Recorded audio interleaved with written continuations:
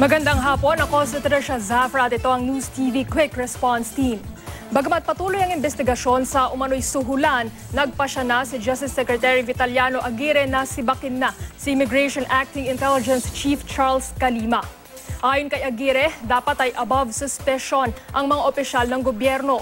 Kahapon, inihayag ng Immigration Deputy Commissioners na sina Michael Robles at Al Argusino na nagbigay sila ng 18 milyong piso kay Calima. Ang pera ay bahagi raw ng 50 milyong piso na ibinigay ng dating pulis na si Wally Sumbero na iniuugnay naman sa negosyanteng si Jack Lam.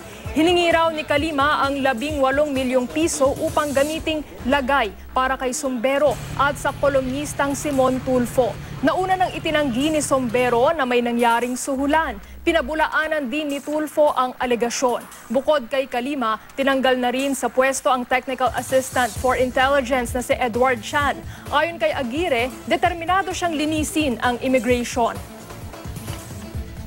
Public office is a public trust. So all public officials, like Caesar's wife, must be above suspicion. So,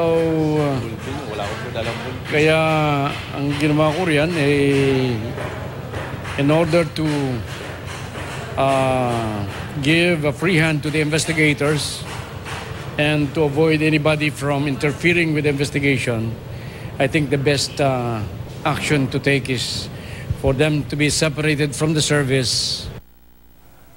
Hinihintay naman ni Secretary Aguirre ang tugon ni Pangulong Duterte sa rekomendasyon niyang alisin din sa pwesto sina Argusino at Robles. Inirekomenda niyang alisin ang dalawa para malaya ang mga otoridad na mag-imbestiga.